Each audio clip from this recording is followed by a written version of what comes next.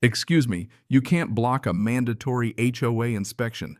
I demand access, screeched Gloria, affinity president of our so-called rustic HOA and reigning queen of boundary violations. I'll never forget that scene, Gloria, in her pressed khakis, two shaky volunteers behind her, all standing at the foot of my gravel drive like they were the secret police and I was running a moonshine operation. But that morning, my wife, Sarah, who's got more patience than any of us deserve, just stepped forward and real calm flashed her badge. Actually, she said flipping open a manila folder, you can't trespass on federal property. And if you want to talk, get a warrant. I still get a kick out of how Gloria's face drained at the sight of her own name on an honest-to-God unsealed federal warrant. Not the kind of day HOA presidents usually plan for, you know what I mean. I should back up a second. I'm Elliot Grange, just a regular engineer with a thing for cold brew old radios and the kind of quiet you only find out here in the pines of Foxglove Summit. Built my own cabin, composting toilet, and all kept my head down, paid my dues on time, even tried not to roll my eyes at board meetings.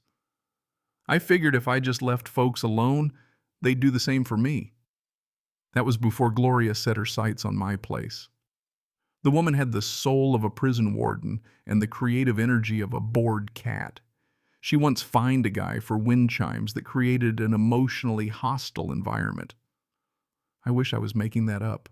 Her new obsession was cabin inspections, my cabin in particular. She'd decided I was public enemy number one in her quarterly rustic compliance initiative, which as far as I could tell was just an excuse to harass anyone with more than 2 bird feeders or an unorthodox mailbox. I told her no. She quoted bylaws.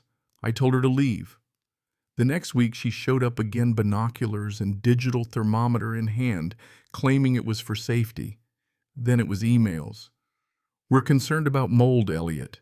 There have been reports of smoke. Do you house bees? The woman didn't know when to quit.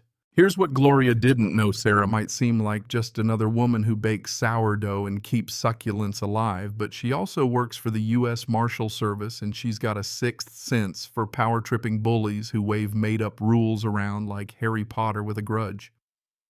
The first real warning sign was that Tuesday morning when Gloria came marching up my driveway, waving a property assessment form and trying her best to sound like a drill sergeant. Elliot, we need to discuss your cabin's compliance status.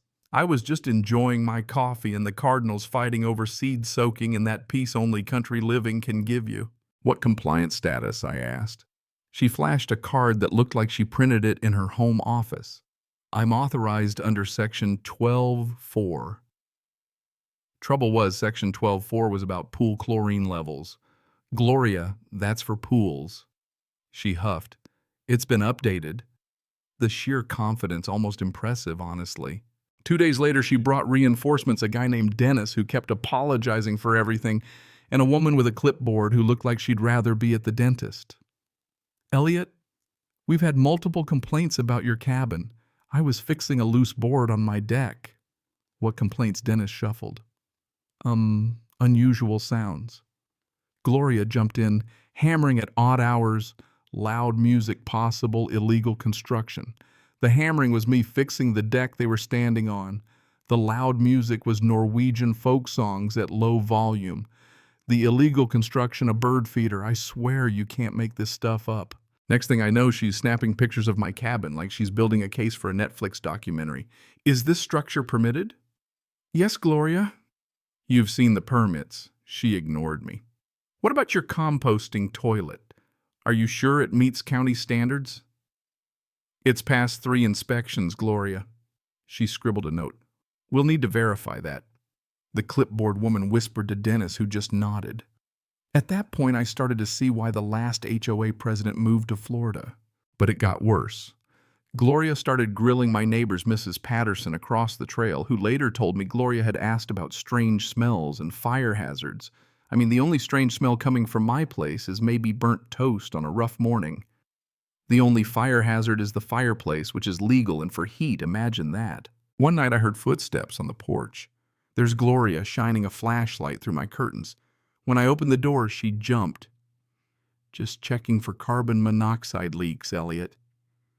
She held up a TV remote. "Gloria, it's 9:30 at night." She puffed up. "Emergency inspections can happen at any time." "What emergency protocols?" "The ones approved at the last meeting." There hadn't been any emergency meeting. I know, I read the minutes. And then here's the twist. She enlisted her adult son, Trevor, for enhanced surveillance. He set up a folding chair at the property line, binoculars in hand, looking like a bored mall cop. "What are you watching for?" I asked. "Code violations," he mumbled, showing me a laminated sheet, unauthorized modifications, improper waste disposal, excessive bird attraction. I'd put up one feeder, for God's sake. The final straw. Gloria showed up unannounced, clipboard in one hand, bolt cutters in the other, flanked by Dennis clipboard woman and two more people I'd never seen. It looked like a failed raid on a moonshiner's still. "Elliot, we need immediate access for a safety inspection." This time Sarah stepped in still in her marshal's work clothes. "Ma'am, do you have a warrant?" Gloria laughed, bitter. "This is my jurisdiction. I don't need a warrant."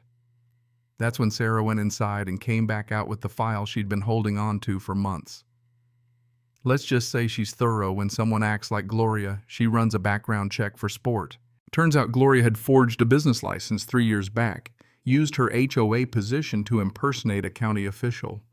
Sarah had already submitted the paperwork to a federal task force for identity fraud, and now finally there was an active federal warrant. You should have seen Gloria's face.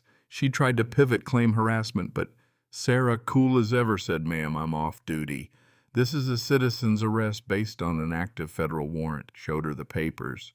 Gloria went from pink to green in record time. She sputtered, "You can't arrest me. I'm the HOA president." Sarah already had her phone out calling for backup. "That's not a real position of authority, ma'am. Federal law outranks homeowner associations." Dennis backed away so fast you'd think the ground was lava. The sheriff showed up, Deputy Collins, a steady guy who's seen enough HOA drama to last a lifetime. Gloria tried to play the victim, yelling about unconstitutional overreach, demanding a lawyer, but Collins just read the warrant.